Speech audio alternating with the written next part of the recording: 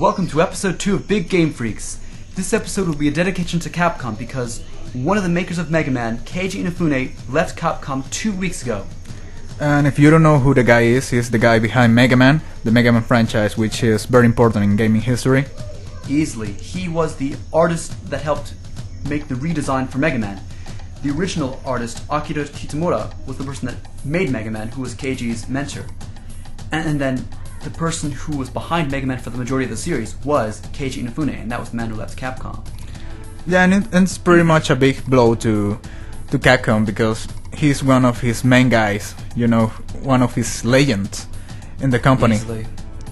And this is gonna be huge news because the newer game Mega Man Legends was on the works, was being worked on with him, and now that he's leaving, the team is left alone without him.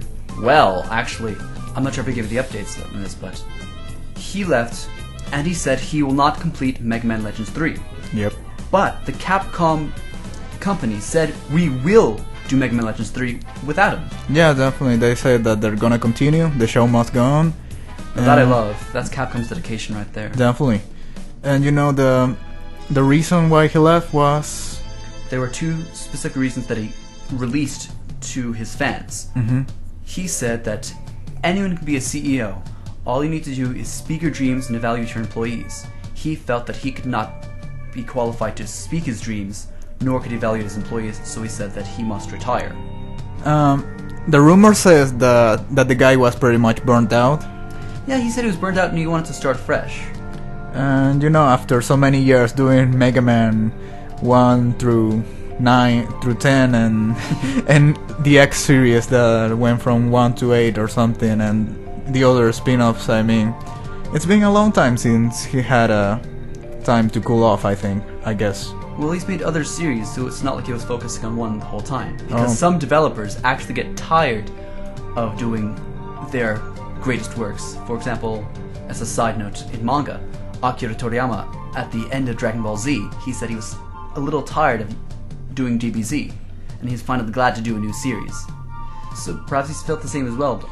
And you know, if he was actually burnt out, I think it's better if he left while he was still good and not leaving while he was with bad names in the end. We want to definitely remember Mega Man for the greatness as it always was.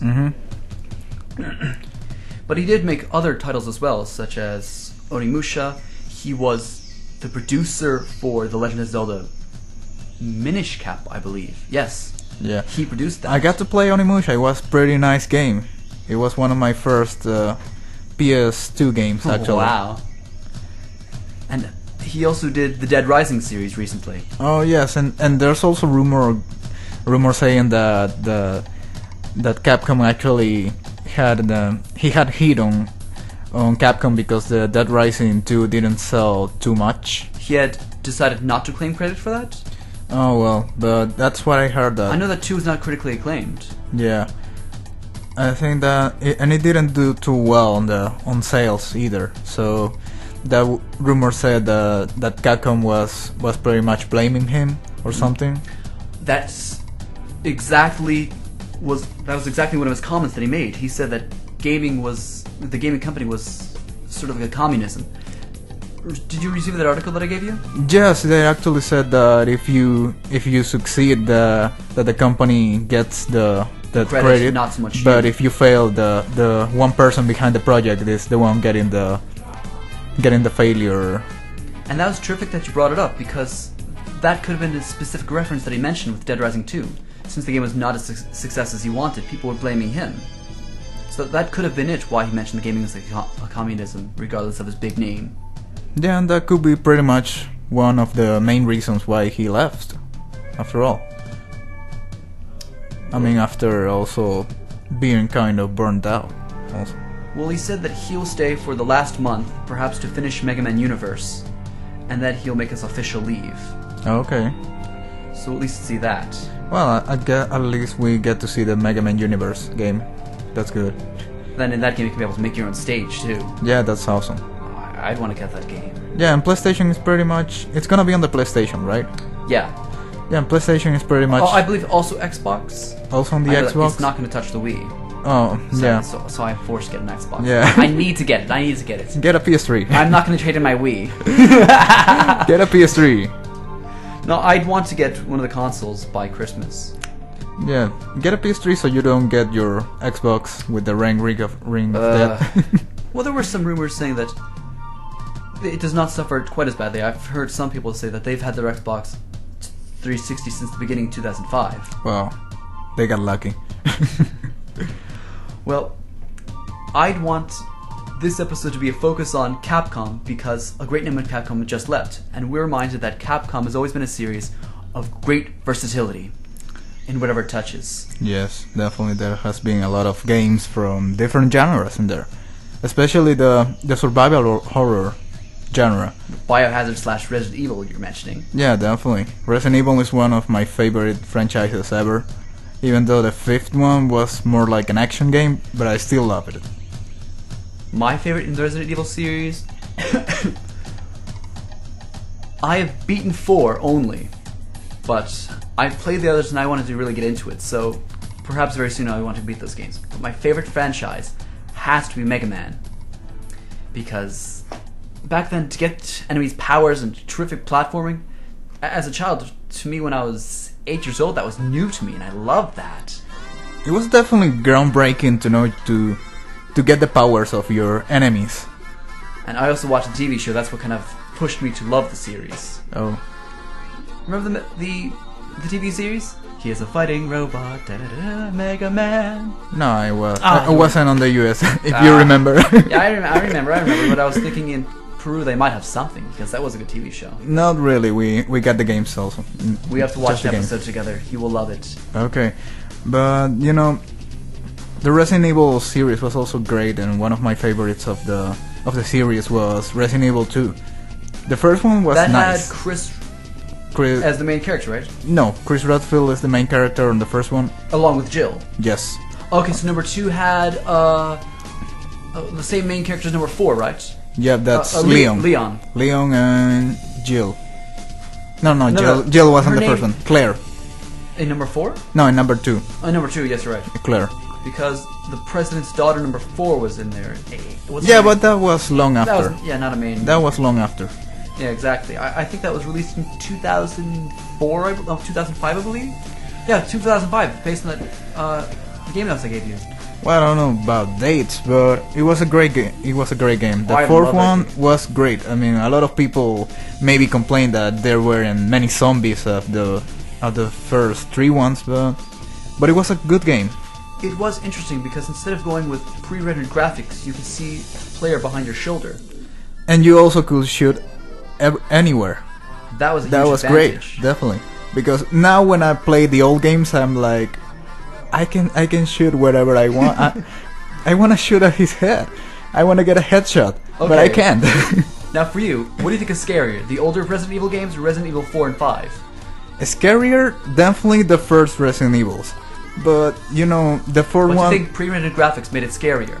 Definitely you didn't know what to expect. As in the camera angles, choosing the best shots, you could say. Definitely, they made you get scared because you didn't know what to expect on the next part of the game.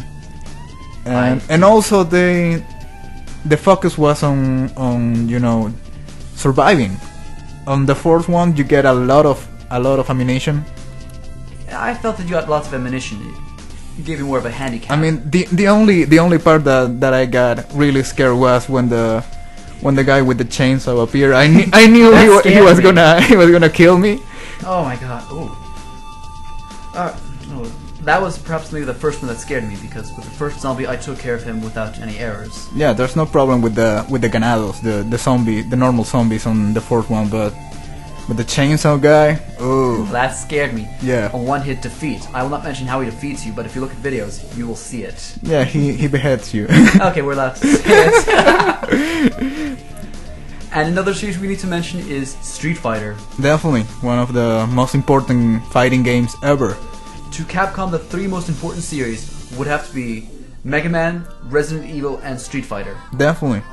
And even though I'm not much of a fighting game fan, I loved Street Fighter 2 when it came out, and it was It was great. Everyone was playing it on the arcades, on the SNES. I played it in the arcades. Yeah, I also played it on the arcade. I wasn't that good. Who is your character of choice? Definitely Ryu. Okay, I would say because it is easy. Ryu.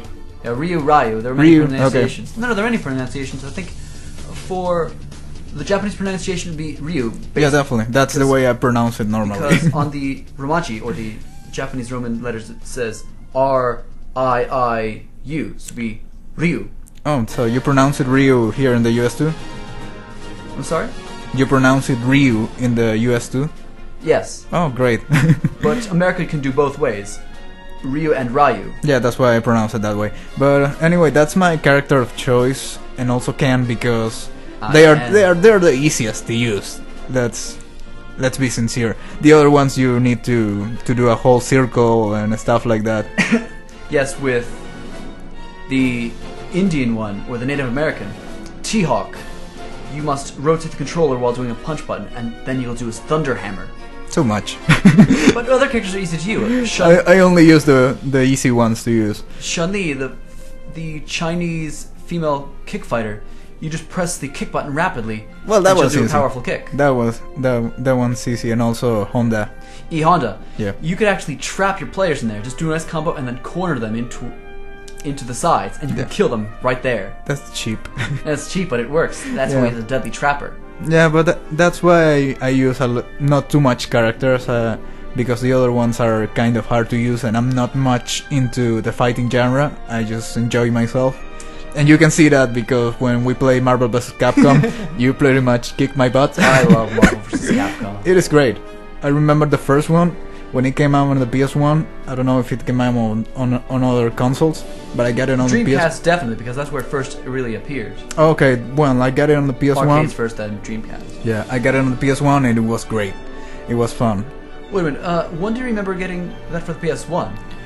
I don't remember the dates, but I got to play X-Men vs. Street Fighter, then Marvel vs. Capcom, Marvel vs. Street Fighter, and all the there are many of the versus series.